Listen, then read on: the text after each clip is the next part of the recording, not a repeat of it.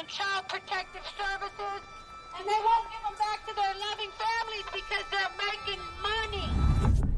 This is a legal system that you're going into. And if you don't know the rules, you will be chewed up and spit out.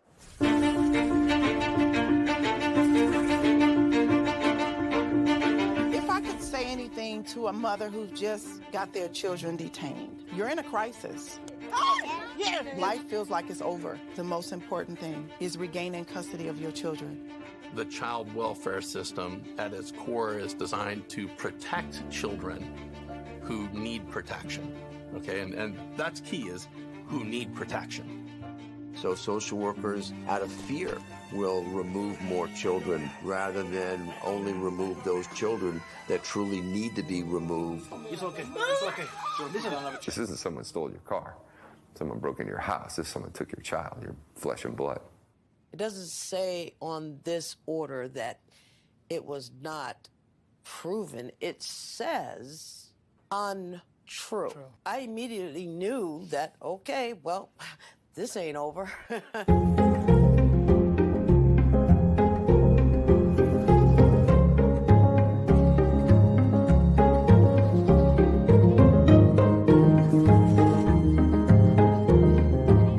Were there signs there? Were there no signs? Did I miss them? Did I catch them?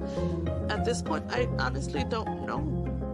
Families only get a finite amount of time to reunify. I came into this field to help families, not destroy them. The difference between the criminal system and the child welfare system is substantial. You have more rights as a criminal than you do as a parent.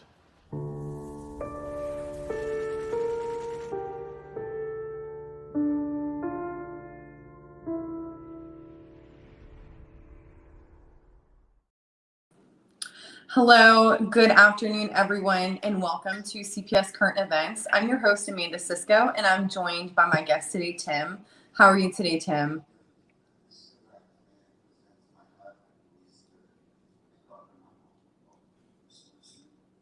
Looks like we're having a little bit of networking issues. Let's just give him a second. Oh, 1 second. You're fine.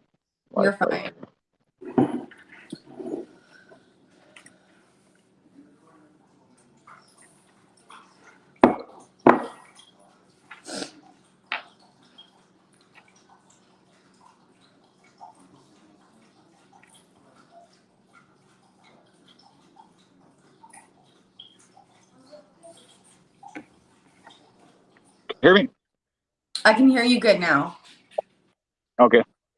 I think So, we should be Tim, good. tell us about yourself. What do you do? So right now, I'm going to school. I'm at college right now, actually, as we speak, at Monterey Community College, and I'm just a full-time student right now.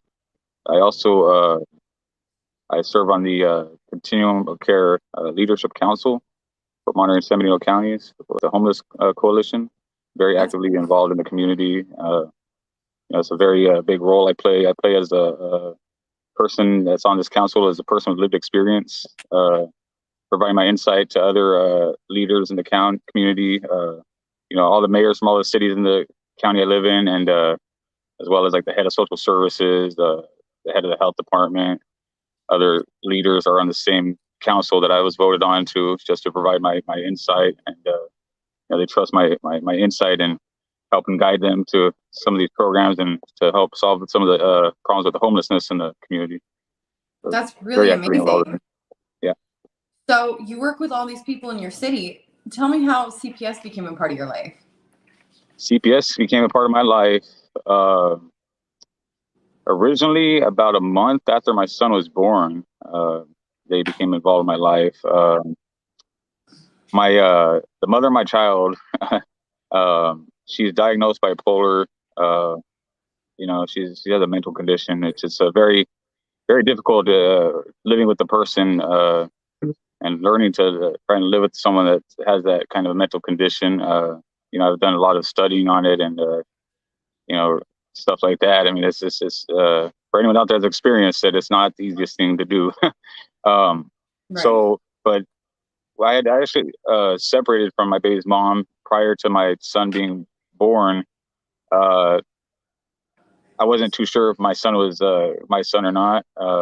And there's other reasons. I just wasn't really working out the relationship with me and her. But she had began like making these false reports on me with this one officer in particular in the city we lived in, and became very involved in some sort of relationship. I'm not sure if it was romantic or not, but she did establish a relationship with this officer. And whereas she began just making reports just to meet up with this officer before we had gotten back together. When my son was born, I decided I wanted to make sure he was mine, and I got the DNA test at the hospital. I was in the hospital when he was born, and I got the DNA test and my son. And so I wanted to be there. I mean, the most important thing to me in life is, being able to be there for my child. And I think it's important to have both parents in a child's life growing up as a family. And there's actually like nothing more religiously important to me or just altogether important to me in this life than making sure my son grew up in a normal, happy family. And so I was willing to make the sacrifices necessary on my part to try and make it work with my baby's mom. And a month after he was born, my baby's mom, she was going through a lot at the time. Postpartum depression. She had just got her tubes tied, dealing with that. She had a nephew that's painful. She had a nephew that was 19 years old that died in a rehab program that she had got him into. An uncle that passed away. I was about to go into surgery in a week for my knee surgery. I was going to be on crutches for the next 3 months. So she was just going through kind of a lot, and she was feeling suicidal. And after contacting with a mutual friend of ours, she suggested calling and putting like a 5150 hold on her or something like that, or just calling to get her help. So I agreed to let my friend of ours call, and she did. So the officers arrived, and this is the first time I would meet this officer that she had been established this relationship with over the summertime prior to my son's birth. And keep in mind, this officer had contacted me about a month before this, and was trying to ask me questions about what my side of the story was. I explained to him, there is no side to a story. I don't understand what you're talking about. I'm not saying anything unless my attorney's okay with it. I told my attorney's been trying to contact you. You're not answering. And he kept trying to press me to talk to him. And I said, I'm not saying anything. And it was left at that. I mean, I just kind of hung up on him because I didn't have anything to say to him. And then this would be the first time I met him. It was the night of the incident when I called in, or a friend of ours called in to do the suicide help for her. And so the officer arrives, and first time I met him, they ended up placing baby's mom on a 5150 hold. And they tell me, she starts talking and saying that, oh, they're trying to kidnap my baby. They're just trying to take the baby and all this stuff. And they end up telling me that since it's a newborn, and I'm the dad and she's the mom, and since it's a newborn, that they had to contact CPS. And that was the first time they would take my son. The CPS. But you were, and I take it that you were more than capable at the time of taking care of the baby. Yeah, absolutely. And see, I have all the body cam footage from all the incidents too, and it's clear as day. I mean, you could see I was perfectly capable of taking care of my son. I told the officers, I said, look, I'm the dad. That's my son. I'm taking care of him now. I'm perfectly capable of taking care of my son. There's no reason. I asked them, I said, is this normal procedure for you guys to be contacting CPS? I mean, for no apparent reason. They said, well, when it's a newborn, it is. I mean, because I'm the dad and she's the mom. They said, that's bogus. That's literally bogus. And yeah, they should have placed the child with you. And so the social worker arrives to take my son and deliver him to the maternal grandmother's house. The social worker that arrives, they said the officers tell me I'll have a chance to speak with the social worker, although he cuts me off when I am speaking with her. And I asked her, what's the reason? Why you guys? What's the reason? She said they're concerned about ongoing domestic violence. I said, what? I said, well, you guys, they're not even here for a domestic violence call. I mean, and we don't have a history of So this domestic is where violence. all of her previous reports to this particular officer come into play, I'm guessing. Yeah, that's what I'm assuming, because I don't have any domestic violence in my history, or she doesn't. There's no charges. I mean, it's all erroneous reports. That nothing panned out of. And that's the thing that kills me, is that someone could just make a bunch of false reports on you, and CPS is able to use these as a substantiated evidence that of the history of this. See, that's the problem, though. Unless he were found guilty or charged with anything from these bogus reports, it's not. They say They say it is substantiated evidence, but it's not, because to substantiate evidence, that would have to mean that you had evidence in the first place, not only evidence, but admissible evidence, and enough of it to be substantiated, to be considered a preponderance of evidence. And these fucking, sorry, I'm trying to cuss less. These judges just blindly accept anything that these cockroaches, aka social workers, say, without even asking to see any proof. Blindly. Without making sure that even if they did give proof, that's not just hearsay, is it actually admissible evidence? Does it follow the rules of the Supreme Court of your state? Right. Yeah, everything about what my involvement with CPS has been wrong. I mean, it's been so foul and immoral in every way possible. I mean, it just baffles me that this type of behavior and that this could be happening in America, and that we are funding it with our taxpayer dollars. It's legalized kidnapping. It's legalized kidnapping. I mean, it really is. When these social workers refuse to obey the law, of the United States, then we should take away the laws protecting them. Absolutely. Right? I mean, that's only fair in my opinion. And then they're exposed for what they are, a legal child trafficking organization funded by our taxpayer dollars, And that's what it is. I mean, I'm a first-hand witness of this. I mean, like I said, like I'm a trusted community member. Of my insight is trusted among other city leaders, mayors, and stuff like that to help alleviate some of the homeless situation. So I mean, it's not like my input is just not there. I mean, I've brought it to the attention of other city leaders and stuff like that. And so this was the first time in September. That's not the time that they have my son now for, though. See, that time in September, they unfounded it. Those allegations and everything was unfounded, right? We got our son back a couple of days later. When she got out of the hospital, they gave us our son back. We did 30 days with them. It was unfounded. That was it. That was the extent of their involvement then. The social worker actually was decent. He didn't make a big deal out of it. He saw the situation for what it really was. And I thought I was done with them. Fast forward to December. You're stuck. They're always watching, waiting for their next opportunity. Oh, well, we didn't get it this time, but wait till next time. Like, I feel like that's literally their fucking mentality. I'm sorry. No. Fast forward to December. For the show. So 2 months later in December, the officers had been in my house a few times that week. Not nothing major. The first time, the neighbor called because, like I said, my buddy's mom was bipolar. She's mental health problems, and so she's yelling at the window, threatening to throw my laptop out the window at me as I'm talking to my friend outside, asking me what she say I'm messing with the internet. Stop messing with the internet. And I'm like, hold on, just hold on. Wait, what's going on? I go inside and her laptop's in airplane mode. And but a neighbor had called because they heard her screaming out the window at me. That's a major incident. That was it. The police came. They told me just to go get a room for the night and separate for the night. They let me take my son, leave, and just get a room for the night. They know her, she has a history of being known with them and stuff like that.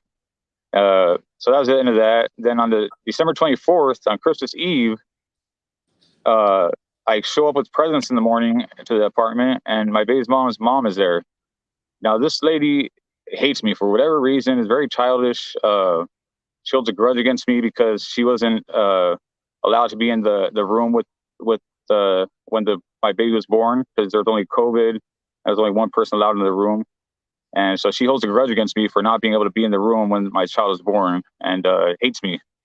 It's childish as it is. On December 24th, she actually coerced my 7-year-old stepdaughter to calling the cops to try to have me arrested for no reason. So I'm sitting on the couch with my son, and 2 officers arrive and start asking me all these questions. And eventually they're like, why are we even here? They don't even know why they're there.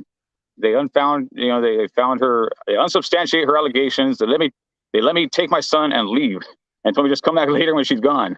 And she was very upset about that. She was livid that they let me do that, and that she didn't get her way. Because her little scheme backfired on her. Yeah, she was pissed. She was pissed that she didn't get me arrested. And fast forward to 3 days later. 3 days later, it was after Christmas now, and I had made a decision that it was probably best for me just to move out, because I was kind of like struggling to deal with all of her BS, going on with my baby's mom. And I'm a type of person, like, I was trying to make it work, but it just wasn't working out, and the cops her mom's calling the cops on me. I'm like, I can't keep doing this, like, I'm not going to try and deal with this situation. I'm just going to try and move out and try and leave it at that and see how that works out better, because it just wasn't working out at the house. We were never physical with each other. There was nothing major that ever happened because of my decisions to alleviate all that, And so the day of the incident that they took my son the last time, I was moving out of the house. I began packing. I was doing laundry, getting my clothes clean and ready to move out. And my baby's mom calls me on FaceTime and said, I can't believe you left your laptop and your car here. I'm like, well, I'm just doing laundry and right across in the building. And she takes my laptop and she chucks it on the ground. And as I'm walking back to the apartment, there's peanut butter on all the door handles of my BMW. And I'm like, whoa, you know what? This could get bad, Peanut butter. How did peanut butter get on the door of your BMW? It's all the door handles of peanut butter. I don't know what the purpose was, but I'm like, you know what? This is going to end up bad. I thought to myself, it's going to end up bad if I don't do something, And so in the best interest of my child and to prevent any type of domestic situation, I made the call, like I've never made in my life, to law enforcement, which I'll never do again, to do a civil standby, to pretty much just do a civil standby. So that I could take my stuff and move out without any incident, to avoid any incident. Right.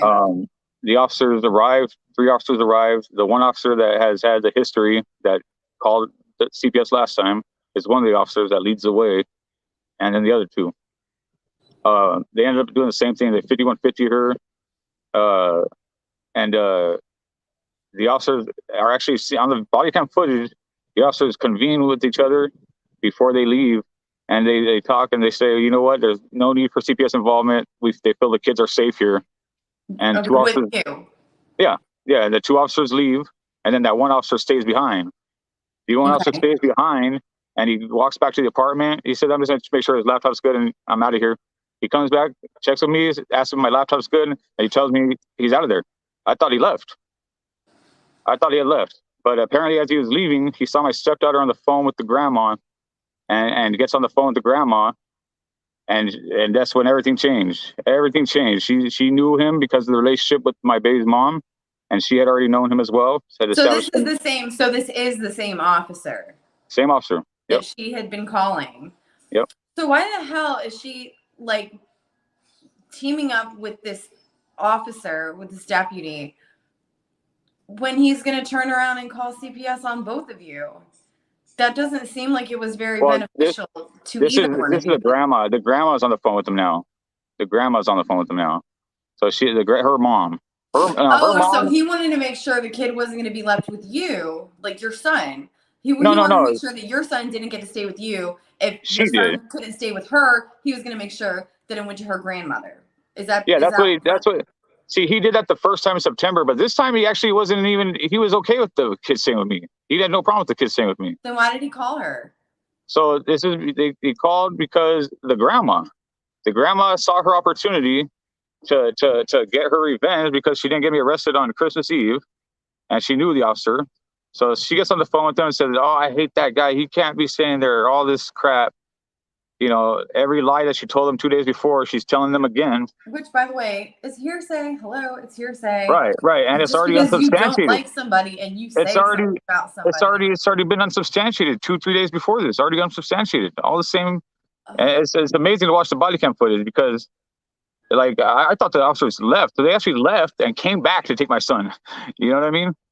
Like, that's my perception of it was, it's crazy. It's really crazy because, she shows up. He waits for her to show up, right? Because she says she doesn't trust me there with the stepdaughter and all this stuff. And anyway, she shows up and just she's intent on getting me on the baby's daddy hustle. My baby's mom has 5 kids with 4 babies' dads, and this grandma, she survives off of these kids because she watches them and she gets the kickback from the child support and food stamps and all that stuff. She's all about the state money. She does in-home support for her, everything state. She's all on board. She's trying to get me on the child support hustle tough. And no, there's nothing. I will say this: there's nothing wrong with receiving state assistance when you have multiple children, but and just because I haven't been on any kind of assistance in years, but just because somebody is not behaving like a good person doesn't automatically mean that they're defrauding the state. It's something that's available to everyone, even bad people. So just try not to poison yourself with those thoughts because you don't know that for sure. I'm sure she loves her grandkids. I'm sure the mom loves her children. She's just sick, and you seem like a very decent person. I have borderline, which is like a step up from bipolar.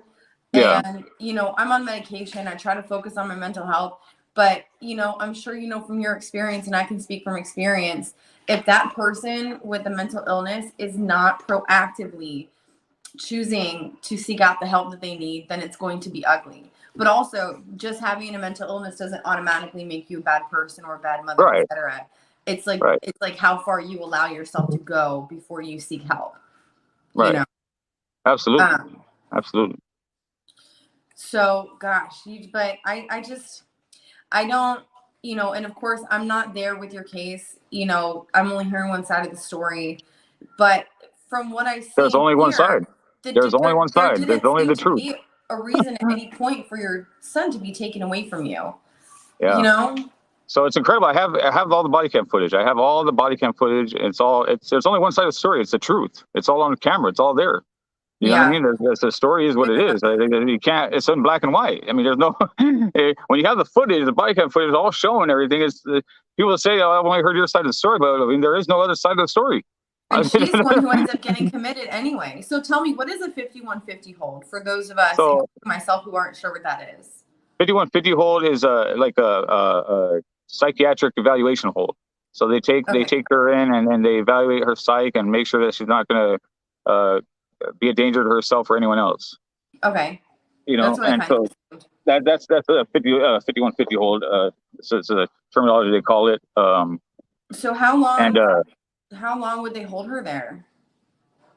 Typically, they could hold her from 24 to 72 hours. Okay. Unless they think that she needs to be committed. Yeah, but they didn't even do that with her. They just took her to the ER and let her go. Yeah. I mean, that could partially be because of COVID. I was in the ER with accidental poisoning, is what they said on my papers. And they were like, "You're fine. You can go." And I was like, "Wait, really? Are you serious?" And she was like, "Yeah, there's like 50 people alone in the waiting room and we have no beds for them, so you can go." And I was like, "Okay." So, yeah. But, mental health is like one of the things. I have a whole show just about that and I like to talk about it. But, it's like, I appreciate being able to hear your side of things, so tell me what it's like to be in a relationship with somebody who is bipolar. So, that's what my whole case is about. My whole case should have been handled as a mental health type of case. And if they really wanted to help, they should have looked into helping in that aspect because, you know, like I didn't really believe bipolar was really like a disease. I thought it was just something like this girl said, you know, but it really is. It really is a disease. Yes. I represented my baby's mom at her hearing for her disability, disability. She's receiving disability from the state for her bipolar condition, and they were trying to take it from her, and I represented her and won, and she was able to keep her disability. Basically, like she has manic episodes, like Right. where like she'll just start going and just start like rambling on about nonsense, and like once she starts going, it's you got to really be able to. I learned how to just be able to follow my sword a lot and just be the bigger person a lot. And it can be abusive. If you got to have tough skin, you know, to be able to handle these situations and not let your emotions get the best of you. I'm very good at controlling my emotion, you know, and just thinking logically and beginning with the end in mind. You know, like you got to understand, like they don't really mean a lot by what is happening, and they're not thinking about the end in mind. And you just got to know that it's not them. You know, it's their condition. You know, and if you could remember that, then you know, I think I was very good at handling the situation with her a lot of the times because you know, it could have turned out a lot different if it were anyone else. You know. That is really cool to hear you say that because, you know, you're absolutely right. And like everyone out there listening, if you are in a relationship with somebody who has a mental disease, you know, make sure that they're seeking help. Otherwise, the relationship isn't going to work. They're in danger to themselves and to you. You know, it's going to happen eventually. Like they need to be on medication. They need to be in therapy. Like they need to be actively doing things every day to make sure that mentally they're going to be okay. Like they need to be exercising, eating right. I mean, all of that matters when you have something like bipolar disease. And absolutely, like you said, you know, the fact that you are mentally and emotionally stable and you can control your emotions and like you have the wherewithal to try to see things through to the end, that is so important to have at least one person in a relationship where somebody has a mental illness. That is of utmost importance, because if you don't have that, like that solidarity within yourself, the relationship is going to be so toxic. So, and it sounds like you were really patient with her and you really tried to work with her. Right. So when did things start going bad? Like really bad, I guess. Well, things in our relationship, things weren't really bad. Just like I said, all these incidents happened. I was on crutches for 3 months. I couldn't bear any weight on my left leg because my knee surgery, and so she had to really step it up. And I guess that's probably where it kind of like started getting a little. Our relationship kind of started falling apart because we weren't as intimate with each other because of my knee thing. And she was like, you know, she would she liked to drink, and she would use occasionally, and that would just fuel her episodes. You know. Yes. I'm ashamed to say from experience, you cannot mix alcohol with your conditions. You just can't do it. And absolutely, it will feed into your episodes. I It remember will, the like, day. there's already like a chemical imbalance. And like what alcohol does to our brain is it just suppresses like the chemicals that we need to be producing. And Yeah. it's like our id comes out, you know, like that part of our ego, which is just banal. It's like animalistic. It's so bad. It's so bad. Like we Right. just throw all evolution out the window. And yeah. She's the type of person too. Like she cannot like drink or use any type of drug. She loses her mind. Like it's just some people can function. She cannot function whatsoever. You know, she just completely loses her mind. I remember the first time, like I was so angry that she had like gone out and found her fix somewhere, and she was like up all night, and I was so pissed off at her. She's like, "Why are you so mad?" I was like, "Cause like, so I haven't even done anything." I said, "Yeah, but you don't understand what I see. I see a lot. What you're doing now, I could see all this happening just because of because of her But action." she can't see it. She can't see it, and she can't understand that, Yeah. you know, that when she came home, she was different. Yeah. See, to her, she thought that she was still normal. You know, I'm going to go along with this story. It's all gravy. But really, you're sitting here looking at her and you're like, dude, I see what you like. I get it. I get it. I get it. Yeah. I mean, I didn't see it to this extent. because I always thought I knew that I had everything under control in the end. You know, in the end, I knew my son was safe.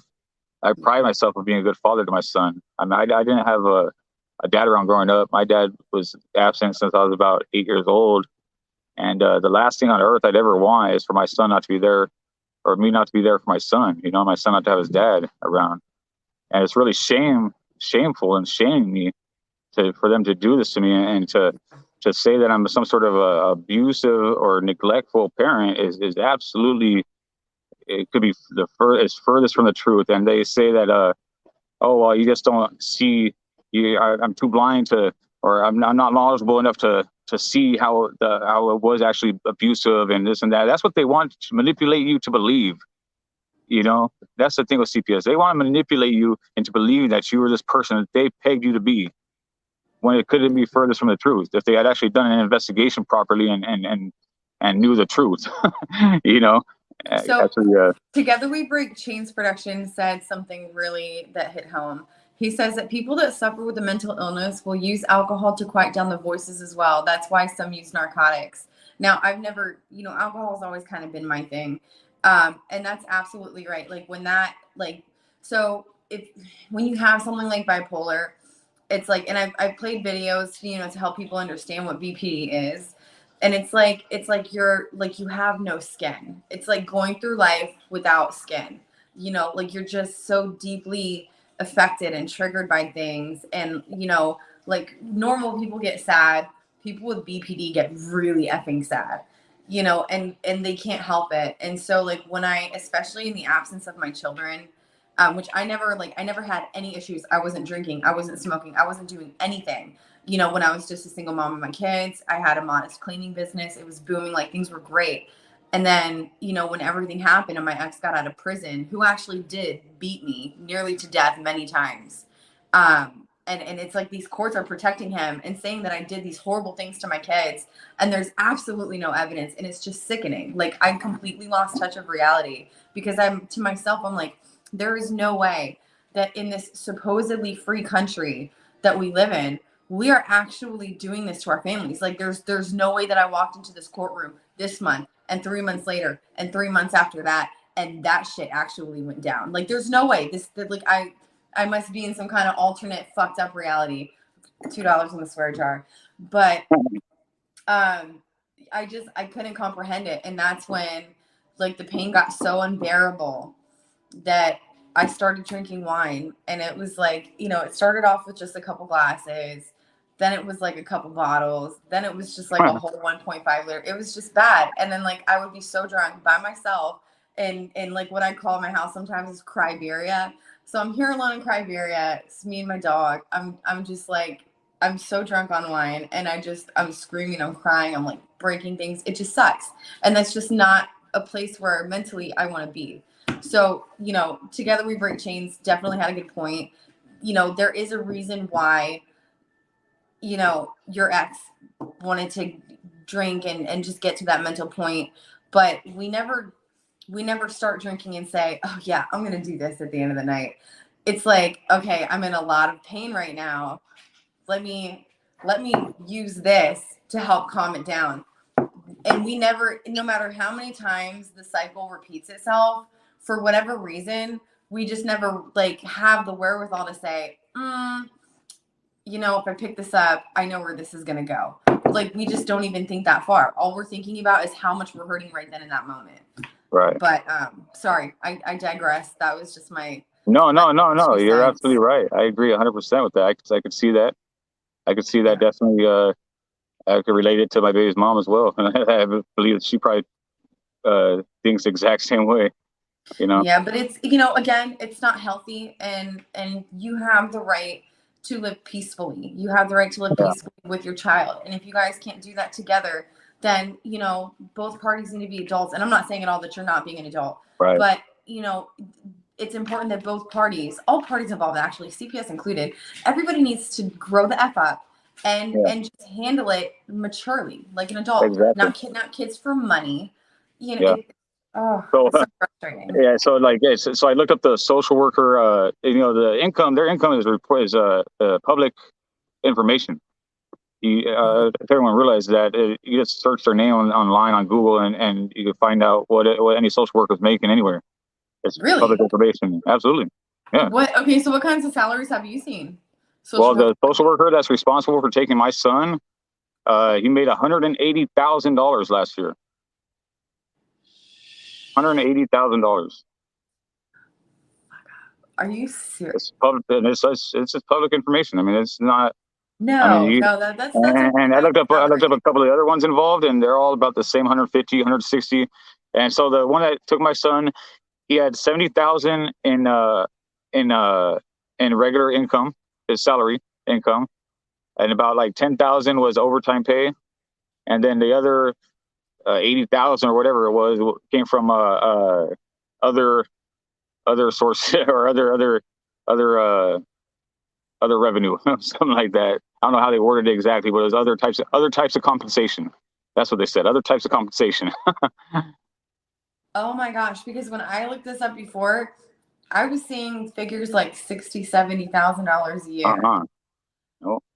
Other They're making as much types as of a doctor or a lawyer. Oh, You know? yeah, I'm literally sitting here thinking like, dude, you make as much as lawyers do, and you barely Yeah. even had to go to school. Are you serious?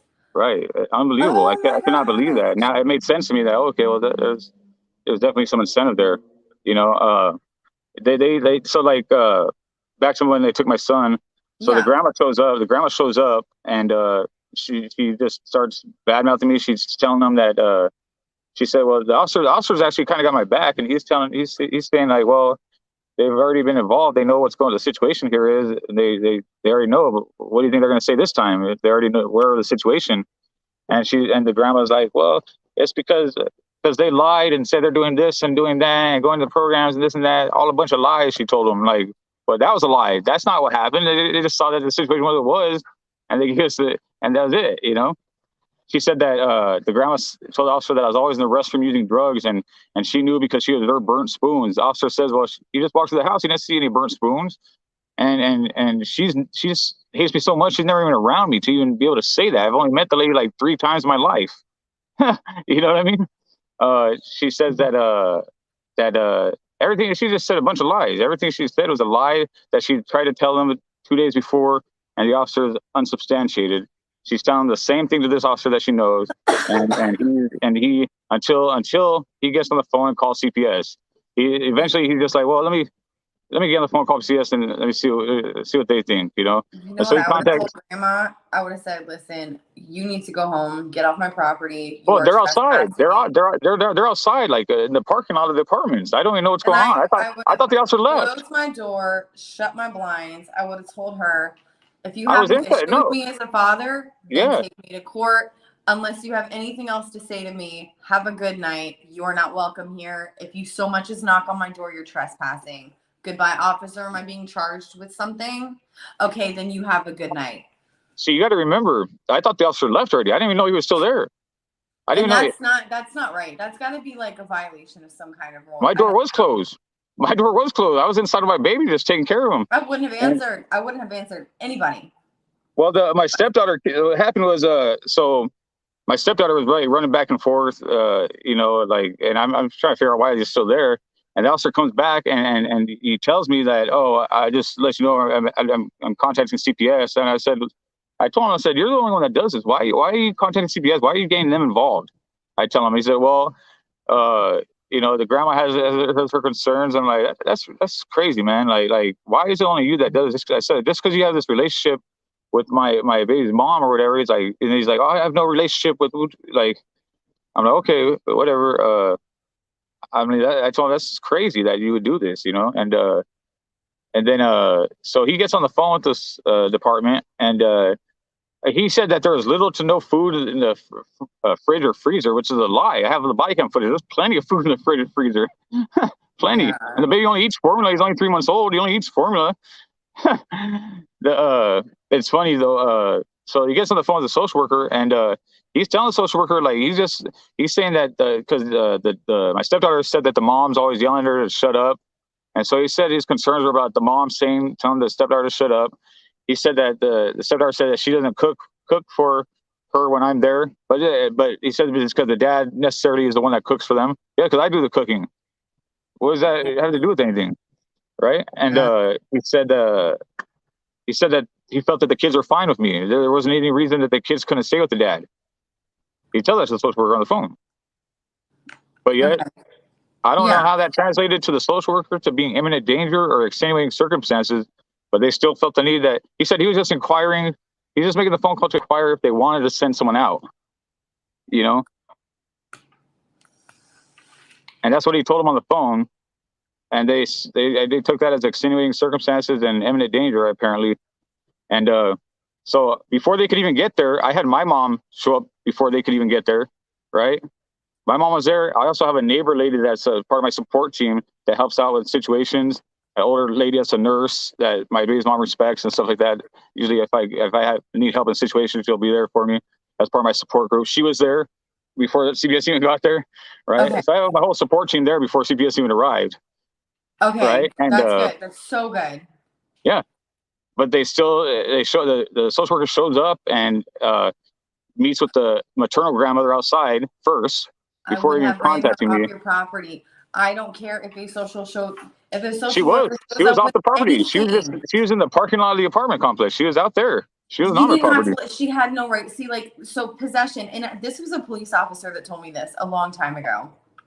Possession is 99% of everything, every case, every issue. You know, oh great, my internet's not working. That's annoying. Okay. I don't know what's going on. I've been annoyed with. Oh, here we go. You know what? Okay. Not an issue. So this was a while ago. So back to possession. A social worker, and they're going to try to scare you. They're going to try to get you to sign some papers. Oh, just sign this safety plan and we'll go away. No, as soon as you put your signature on that paper, you're admitting guilt to everything they're trying to accuse you of. And that is how they get your child out of your arms. If you do not, and police will sometimes, like, if the police think that you don't know your rights, that's why, like, always know your rights. And even if you don't, pretend like you do, okay? Because as soon as they can sniff out that you don't know the fact that they can't actually physically remove your child without a court order, and I guarantee you these people didn't go to court yet. No, I'm going to tell you about that in a second. I'm going to tell you. They have no right to take your child. They cannot do it. But they try to scare you into handing your kid over. If they physically rip the child away from you, oh, honey, you have a case. Let me tell you, you have a case. They are not allowed to do that. Yeah, it's I guess my mom was there to watch them for the night anyway. My son for the night anyway. My mom's gonna watch me to let me finish moving my stuff, and so that's that. My mom, I was just planning. I thought she was just gonna have him for the night, and I was gonna get him back the next day. You know what I mean? Right. And what happened is I've lost my phone call for help to prevent a domestic situation in the best interest of my child. Ended up costing me my son for the rest of my life. Oh, I wouldn't say you lost your son for the rest of your life. Okay, so tell me, because we're about like 15 minutes out at this point. Actually, we're close to 10. So why do you say you're not going to see him for the rest of your life? Well, so then they ended up taking my son that night because of that, right? The social worker says that she walks through the house. She said there was a white powdery residue substance on multiple counters in the house. I said, have you ever given the baby formula? Have you ever had to put a bottle in the middle of the night? There's not cocaine powder on all the counters of my house. Stuff like that. Ooh, I would have grabbed They lied. They literally lied about everything in the petition. Everything. The social worker fabricated evidence. He said the social worker, I recorded the conversation with them, the first conversation I had with them. And he said that I refused a drug test. I have the whole thing recorded. I never refused a drug test. I have the whole thing recorded. But you know what? The messed part is the first hearing they have is this ex parte hearing. Mm-hmm. I don't understand who in their right mind and what country that we live in that they thought it would be okay to go ahead and the most important hearing where the judge decides to take your child and put a protective order against you is a hearing where you have no civil rights whatsoever. You have no way to defend yourself. No due process rights. And most of the time, they don't even tell you when or where the hearing is. They don't want you there.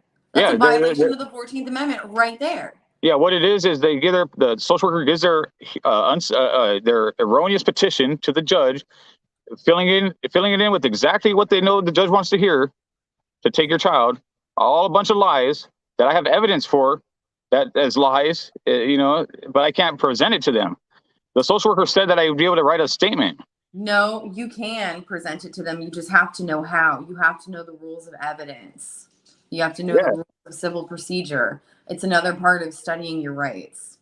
But if you can't attend the hearing, that's a good point. There are ways to get around it, but it's difficult for me to say without, committing unauthorized practice of law. I don't have a license to give anybody legal advice. I try to give as much legal education as I can, but it's really complex. He tricked us too. He said that we'd be able to write a statement, and so everyone wrote a statement. And then he read the statements, I guess. And when he read them, he's like, "Oh, actually, you guys can't turn in the statements after all." Well, I mean, even though he told you to write a statement,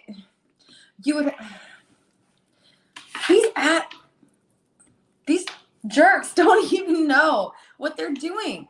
Okay, in order for any statement to be admissible in court, the person who wrote the statement, it's called an affidavit. The person who wrote it has to be there to authenticate it into evidence. Hey, defense attorney, did you, is this your name? Did you write the statement? Is this yours? Yes, Your Honor. Yes, that's correct. That's mine. Okay. Let's submit exhibit A into evidence, and everybody reads it. The judge reads it. That's how it works. You can't just write a statement on a piece of paper and the social worker's like, "Oh yeah, we'll get it to the judge." Yeah, I bet you will. You're lying ass. Then it's crazy because I realized after a while that. So then, I wasn't able to present any evidence at that hearing, and then to prevent me from being able to provide them from evidence in the future, they give me one of their attorneys. They said, "Here's take one of our attorneys. They'll help you out." No, he's just there to prevent me from providing any evidence to the court. Your court appointed? Yeah, he's just there to prevent me from turning in any evidence to the court. It's an obvious appearance of impropriety in that he's not there to represent me. He's there to represent the courts. Yeah. He's working for them, not for me. Even private attorneys, even the private attorneys that you hire are working for the court systems where their bar license is held. And to go against that court system, they are jeopardizing their bar license. And that's incredibly messed up, because everybody should be working for the law and the Constitution. They should be working to, protect and serve. These are civil servants whose salaries we pay for. And my son is a complete joke. We the people are the ones who elected these assholes in the first place. We elected you into office. Right. We elected you onto that bench, Your Honor. We pay your salary with our taxes, Your Honor. And how do you thank us? You steal and kidnap our children and destroy our lives so that you can get even more money. Tell me how this is a democratic republic. Right. Well, tell me why. So, in civil law and criminal courts, they're hearsay evidence is not allowed to be admissible as fact. And in the CPS world, hearsay is fact. Not only is it fact, it actually overrules the actual factual evidence of the case. You know what I mean? Yeah. It's unbelievable. Yeah. The abuse of power is so crazy that there's actually no punishment or repercussions for the social worker. When I'm going to the head of social services, I serve in the same council with them, telling her, "Look, your social worker is lying. He lied. I have the thing recorded. Here, look, listen, he's lying." They said everything he said was a lie. They tried to put me on the child abuser list.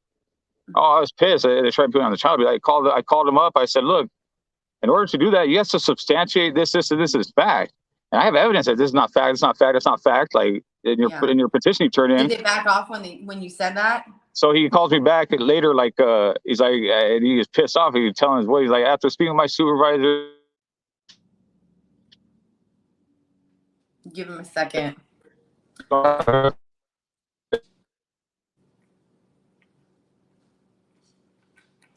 bet you they had a meeting where the social worker was like, "Yo, supervisor, can we bury this guy? You think he has enough evidence?" I really think that they talk like that. Hey, can we get away with breaking the law in this case? Can we bury somebody who didn't do anything wrong? Do you think he really has the evidence to stand up for himself? I don't know how these Like people sleep it's, at night. it's like they realize that there's not enough evidence to substantiate. So listen to this. Okay, this is what kills me, right? So I've been doing all this research, and because I realized I'm gonna have to fight this case myself.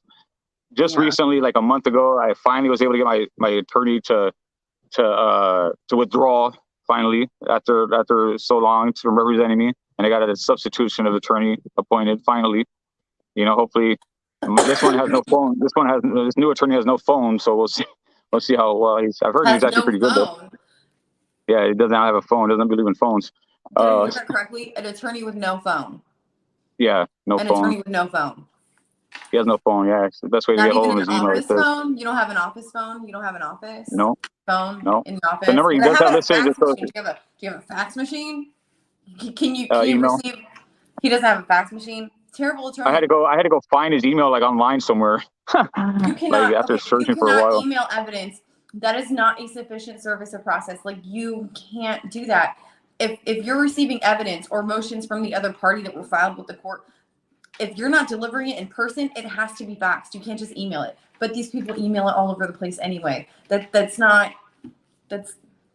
So in my research, I came across a case that was just settled 6 months ago where these people sued the county for wrongly taking their children and violating civil rights and all these amendments. And the social workers testify under oath that they are not ever obtaining a warrant to remove a child ever in this county. Not one time. Oh, so they literally said under oath, I am never going to follow the law and get a warrant to remove a child. They said that? Absolutely. Yep. They said that they're not aware of any time the person delegated most knowledgeable testified that she's not aware of any time a social worker has obtained a warrant to take a child in this county. That she has obtained a warrant before to remove a child, but not in this county. In other counties. Samuel says it sounds like his social worker is getting kickbacks. Yes, it absolutely does. And you know what? As a licensed realtor, I will tell you right now, kickbacks of any type are 100% illegal. If somebody sent me a Christmas card with money or a gift card or God forbid a lottery ticket in it, that would be so illegal. I'd have to send it back. I would have to say, no, I'm sorry, I can't accept that. But these white collar assholes, they're getting kickbacks all the time. All the time. Yeah, they testify that they're not ever obtaining a warrant. That they don't even know how. They don't even know how to obtain a warrant. They were never trained on it. Yeah. This is so okay. To bring things back to center. I talked to the head clerk at a county. Okay. Oh, so where are you at this point in the case with your son? So I'm coming up on the contested 2-6 hearing that's going on next month. They terminated my services in November. They terminated my services. I did all their programs and everything they wanted me to do. I've originally there was an agreement with the that if they came to look at the house I was staying at and it passed and I passed the drug test, I get my son back. I passed the drug test. They come look at the house. They say, "Oh, we can't pass it right now because of a fish tank that was there." They said it was a fish tank, and because there was a little like debris that they walked in and brought in with them on the carpet, and a bag of cat food on the ground, and some wires behind the Wi-Fi box that they couldn't approve the place I was staying in. I told them, so if you're coming to someone's house and is this condition that you're taking their kids? They said no. I said, well, give me my son back. But that was the reason they gave it. They didn't like that. Hey, yeah, no, they didn't. For you. Yeah, it's just so much to say. I mean, like so much wrongness that's been done here. It's too too much. I've done so much research. I filed my own 208-page 388 petition in December, which I wasn't able to submit because it has to go through my attorney. Yeah. And then finally, once they did get submitted, they said it wasn't the right petition to write. I'm like, okay. That's yeah, it's foul. So I'm hopeful. I know the when I'm able to appeal it is when I'm going to have the biggest chance to win, because I'm going to bring the second prong of the parental child bond exception. And me and my son have such a tight bond. I mean, it's going to be hard to. I've been going to visitation every week for a year, 2 hours Friday, 2 hours Saturday, without any single concern from the visitation staff at all. Nothing but praise. Right. That's what's the concern? You know, it's crazy. They tear families apart by pinning you against each other, right? Mm-hmm. They want you to separate, and they wanted my biggest mom to get a restraining order, which I beat that too. I beat the restraining order. Yeah. You know, like it's ridiculous. They're not trying to. They're supposed to exhaust all means to keep the families together. Yes. They didn't try to keep the family together at all. Nothing. Nope. Because Nothing they at make all. more money when they rip the family unit apart. The most important unit in society is the family unit, and they destroy it wholly and completely, and they get paid for it. I mean, like They have the power of God. Yeah. So Vincent Davis always said, absolute power corrupts.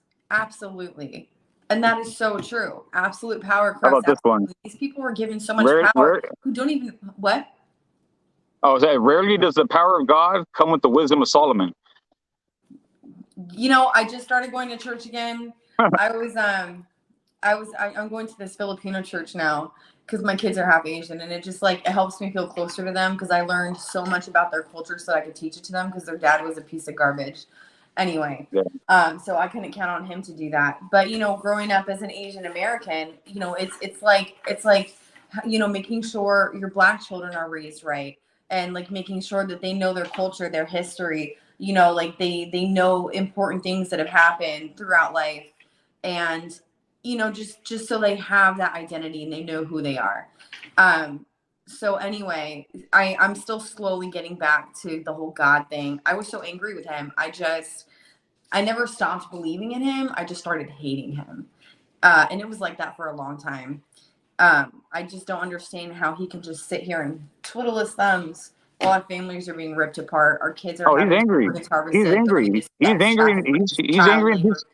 He's angry, and he's showing it by look at our community. 50% of the homeless population is from the foster program. You know what I mean? He's angry. He doesn't like. You think this is his will to tear families apart and all the power of take the power of God and put it in their hands, these social workers' hands that are not responsible and they don't have the knowledge or wisdom to have that power. You know what I mean? He's not. But you know? why is he letting this happen though? God, whatever it. Why? Because we have free will. We have free will, but he's still. I mean, it's we need to, as a people, come to a. We need because we're allowing it. He's allowing it because we're allowing it. You know what I mean? We're not stopping it. Look at it. We're not doing anything. We've turned a blind eye and we've allowed this practice to continue. So the social workers are not accountable. There's oversight watchdog groups that oversee judges and other things, but not social workers. Why not? Yeah. You know what? These social workers need to be under the same scrutiny that us parents are placed under for no damn reason. They need to be put through those same hoops to jump through. So, okay. We're approaching the end of the hour. So you have a court case coming up with your son to try and be reunited with him. You're having visits. That's a really, really good thing. Don't ever give up. Even if this case doesn't go as you wanted it to, keep going. Take it to your state Supreme Court. They try to reduce my visits to once a month. Oh, I had to go through hoops and get a hold of it. I started dealing with the head of social services, head of CPS. I started dealing with her because the social worker I wasn't getting anywhere with him, and we and her had an agreement with our own safety plan and stuff like that, to where my mom would be able to supervise the visits, and I got him back to once a week. That's good. Not that he was pissed. He was pissed that he had to give me once a week visits again, but I got him. Who cares how he feels? His feelings do not matter. They don't matter. Yeah, it's all about them. Wait to see how he feels when he's burning in hell. The worst thing you do to you think you're mad this is the worst. I mean, this is just, this is the worst thing that I've ever experienced in my life. I mean, to lose your, there's nothing that a child more traumatizing for a child too. Like, it does permanent damage to their developmental abilities when you take them from their biological parents, especially when they're well loved and cared for. Yes. And I've been trying to emphasize that to these social workers this entire time, that my concern was. And they just don't get it. You know, they don't care. They're not. They get it. They get it. They're just so corrupted that they don't care. They know exactly what they're doing. They know exactly. They're more worried about themselves. They're more worried about themselves and the what do you call the circumstances if they don't take a child and get it wrong and bad happens to a child are drastic, right? The media outlash, you know, stuff like that, the career-ending outcomes, you know, that could happen compared to if they take the kid for the wrong reason, nothing happens. There's even been cases where they took the wrong kid, like totally just showed up to school and took the wrong kid. Now, but they're not investigating. They're not investigating or doing anything. You know, they also agreed as part of the settlement to provide more training on what imminent danger and extenuating circumstances are. More training. We don't need CPS. We just don't need them. Period. They've known about these practices, the unlawful practices, a violation of our civil rights for years. They've known about this as evident from the prior lawsuits against them. Yeah. Right? And agreements to fix it, but they're not doing anything. They're just so stuck in their ways. They're stuck in their ways, and these habits and practices are going to continue if we don't do something about it. You know, we got to do something about it.